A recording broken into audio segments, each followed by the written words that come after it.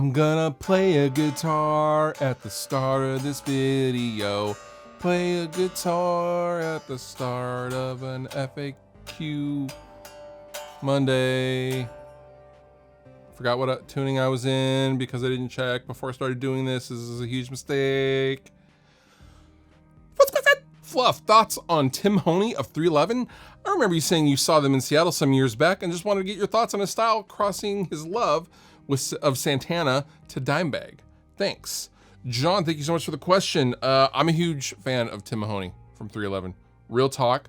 I love his style. I love how laid back California dude he is. I know he's not a California dude. I know they're from Illinois, but he looks like a California surfer dude. And I love that about him. I just watched his interview with Paul Reed Smith. I'm a big fan of Tim and his playing and his writing. And I love how much of a gear nerd he is. And he was actually one of the first gear nerds I was ever even aware of as a young guitar player back when 311 first hit the scene with their Blue album, their big national scene, I mean.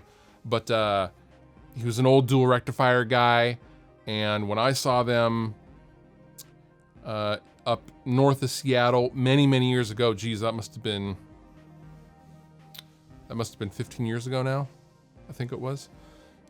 He was playing the Diamond amps. So he had, I think, the Diamond Spec Ops and the Nitrox, and 311's okay. I don't dislike 311.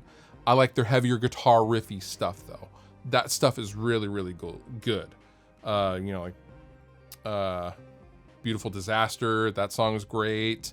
They had one really heavy album that was super, super awesome. I think with the tree and the coins. I don't know. You guys, I'm sure will tell me down in the comments. However, 311 live was one of the best sounding bands I've ever heard in my life. I was blown away by how good they sounded. They sounded so damn good. And Tim's playing was spot on, and everyone's playing was spot on. But yeah, Tim Mahoney, PRS, dual rectifier guy from way back. Love that. Have you changed your opinion on any of your gear? Maybe liked it first, then didn't, or vice versa? Ooh, good question. Yes. That generally happens to me with guitars. I grabbed this a video or two ago, but this guitar I ordered at the same time. This is the brother to my Mr. Sparkle Ernie Ball Music Man Stingray, and I have to build a rapport. I have to build a trust with an instrument, if that makes sense. Maybe some of you players will know what I'm talking about. Maybe some of you won't. However, touring 2 months straight and having not been let down with the Mr. Sparkle guitar kind of made it my number one. I trust it. I know I can just pound on it and sweat all over it, and it will give me what I need it to give, which is great sound and tuning stability. So that meant its brother stayed at home most of the time, or when I would bring it out, I would never have to use it because Mr. Sparkle was just so reliable. So this largely kind of sat for studio use for a long time, and I didn't dislike it when I got it. I always liked the guitar, but as a daily player, it took me a second to kind of grow into it. You know, I changed the tuners to white buttons to make it kind of more Fender Mustang-esque. I also changed the pickguard to a tortoiseshell as opposed to the original plain white when I got it. And that aesthetically made me like the guitar more. But also, we just used this in the studio, and it saw heavy use for the second Drake Dunder record, musically speaking. So, yeah, I think the bond has happened, and I finally feel like I can trust this instrument. The same thing happened to me with my Les Paul Gold Top. I had to trust it. I had to change out a bunch of parts in order to trust it. I know trust sounds like such a weird word, but you guys thought I was gonna drop it, huh? It's not going anywhere. Yeah, I gotta trust instruments. I don't know. I have to spend time with them. I can play hard to get. I don't know. I'm weird. It's a psychological thing. Fluff. It sort of feels like a lot of guitars in the $500 to $1,000 range are basically the same for the most part. Is there really anything that makes one brand better than the other? Schecter, LTD, Ibanez, Solar, etc. Guy, thank you so much for your question. Good question. In the $1,000 range, you know, the reason why they seem like they're all the same is because they're all made at the same factory. Like they're all made at the same factory. It's the same wood, same components. They feel the same because they pretty much, I don't know. I would argue they are the same, especially like the LTD Schecter stuff, Ibanez stuff. It's all the same thing, man.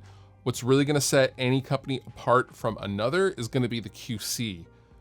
Because if you have a guitar that is basically the same as another, but one feels better than the other, you're gonna choose the one that feels better, right? That's how we all kind of work, hopefully, as guitar players. So, you know, the Schecters feel good, the LTDs feel good. It really just boils down to individual feature set for any one particular guitar. But Schecter and LTD, that's basically the same guitars. And they are, if you tree all the way up, they are owned by the same dude. I don't know if anyone knows that or not. I'm sure some people know that. But yeah, feature set, quality control. Quality control is the biggie because, you know, if a guitar company gets a reputation for having to send a bunch of stuff back, then you're gonna be dead in the water faster than you know it. So yeah, to answer your question, yeah, they are very much the same. The individual guitar is what's going to determine if you actually go home with it.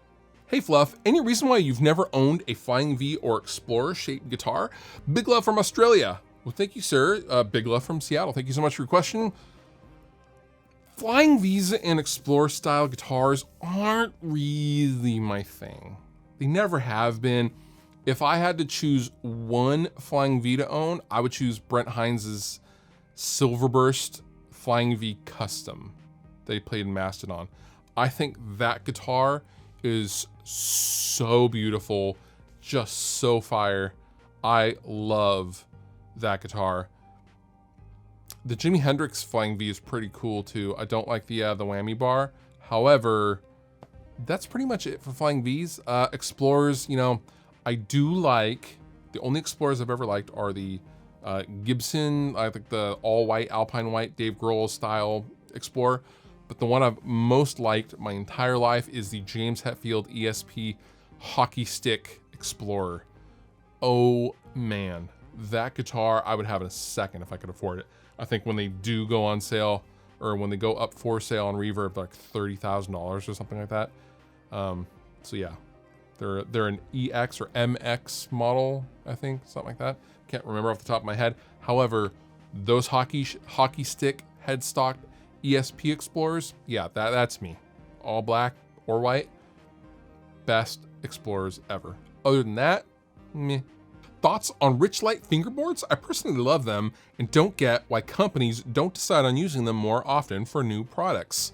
I have liked Richlight boards, fingerboards. For those of you who don't know what Richlight is basically a man-made synthetic version of like a rosewood fingerboard or an ebony fingerboard. I can't remember what they're trying to copy exactly. However, it's the kind of thing where you'd never notice the difference if you weren't told, and people were still like, oh, I hate it.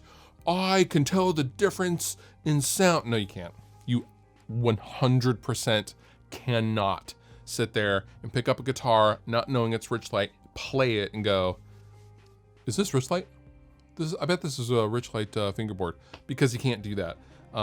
People like to decide things before they try them. You know what? If it cuts down less trees, I'm all about it. But I like Richlight. I liked how it felt and I liked how it looked. And yeah, I have no problem with it at all. 2 tracks per side or 1 track per side? I would go 1 track per side for the verses and double up on the choruses. What he's talking about is either quad tracking or double tracking. I like to add a quad tracked, real low guitar, you know, left and right, to kind of beef up a chorus and then drop them back down for the verse. That's just me. That's a particular engineering or mixing decision, but I don't think universally one or the other is the right answer. And that does it for this episode of FAQ Money. Thank you so much for watching. I appreciate all of you guys' questions. Keep them coming. Hit me up on Twitter or Instagram, or I don't know why I'm doing this, or right here on the comment section. I'm swatting at something, I don't know what. I'm just gonna stop doing that. You've been wonderful, I've been Fluff. Thank you so much for watching, and I'll see you next time. If you enjoyed the video that you just watched, please consider subscribing. It helps me, help you, and then in turn you get more stuff to watch. And also, I have all sorts of stuff down in the description of this video. Sweetwater giveaway stuff, there's all sorts of links to all sorts of things, so consider checking that out as well if you're gonna hang. But if you don't hang, all good. I still love you.